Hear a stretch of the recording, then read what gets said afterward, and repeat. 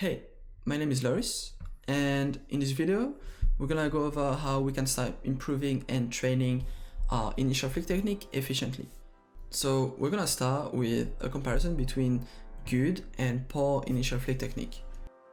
So poor initial flick technique can be identified by dragginess in the initial flick motion.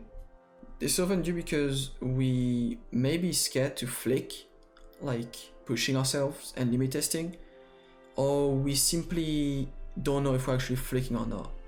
It can also be seen by us not using our arm properly during the actual flicking motion, or not letting ourselves fully adjust after landing. So that means rushing the micro adjustment process, right? So when it comes to good flicking technique, we want to have an explosive start at the beginning of the initial flick movement, and as mentioned earlier, we don't want to have dragginess in our initial flick movement, so it's important to learn this and apply it as much as we can. We want to make sure we're not consistently over flicking, so we want to eliminate over flicks as much as we can by forcing more under flicks. We want to stay structured with the use of our arm and wrist. We don't want to randomly start using our wrist when we are flicking with our arm, and vice versa. We don't want to use our arm when we are micro adjusting. And lastly, we want to be disciplined when we are micro adjusting. Like, we don't want to rush the micro adjustment process. So like mentioned previously, not letting ourselves fully adjust. It's very important to actually let ourselves fully adjust and then click. Like building more control over trying to be too fast and just rushing the whole process. So now that we know what's good and poor technique, we know what we need to not be doing, and we know what we need to actually be doing. So first off, when we are practicing our initial flicks, it's very important to make sure we are actually flicking and that we are not scared to flick and obviously be fast with our flick. We want to maintain linear flicks, and like mentioned, we want to make sure we are reducing over flicks by applying under flicks.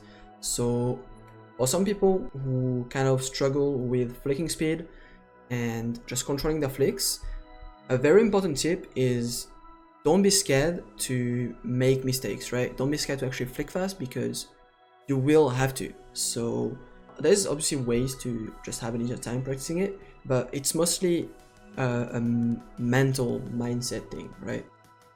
So if you see yourself just slowing down because you're over flicking or because you struggle controlling the flick, make sure you just don't lose this explosiveness when you're starting the flick. Like, you always want to maintain that flick aspect to it, obviously, to the movement.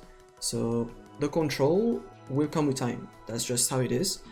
And as long as we try to make sure we are forcing linear motions and trying to under flick or make our flick as accurate as we can be, but just reducing over flicks, we will get better as long as we maintain this form and try to apply it as much as we can. So now onto how we should be using our arm and how we should be using our wrist during flicks. In general, we should mainly be using our arm when doing long to medium to small range flicks. So in those distances, we should be using our arm, and we should be using our wrist once we have to adjust, once we have landed, right? So there are specific situations where we don't always want to use our arm when flicking. For example, when it's like in aimtrainers, when there are clusters, we want to kind of be versatile and use our wrist to do those motions. And now onto the final part, which is letting ourselves fully adjust before clicking. This one is very important and kind of underlooked, because it's kind of like trying to have high accuracy, right? In aimtrainers, like 100% accuracy or whatever. And we kind of want to see it more as in what kind of consists of us hitting our shot, right? So when we flick and when we land, we obviously want our initial flick to be as accurate, so we have less distance to cover when micro adjusting. But when we have to actually micro adjust, what a lot of people kind of underlook is they kind of try to rush the micro. They try to be really quick and they just lack that like actual control to it, right? So when we're practicing and when we are micro adjusting, be aware of like the actual motion you do when you're micro adjusting. So when we're doing it, it's with our wrist or with our fingers. Give yourself that like time to actually force a controlled and precise micro adjustment instead of trying to instantly click, and that ends up on you just not actually fully adjusting, or trying to be too quick and you're not forcing enough precision in the motion. So try to kind of build good habits and proper technique instead of wanting to push for a score and brute forcing the technique through it. Just build good and proper technique, and the score should come along the way. Like, you should not be practicing in reverse. It's technique first and then the score.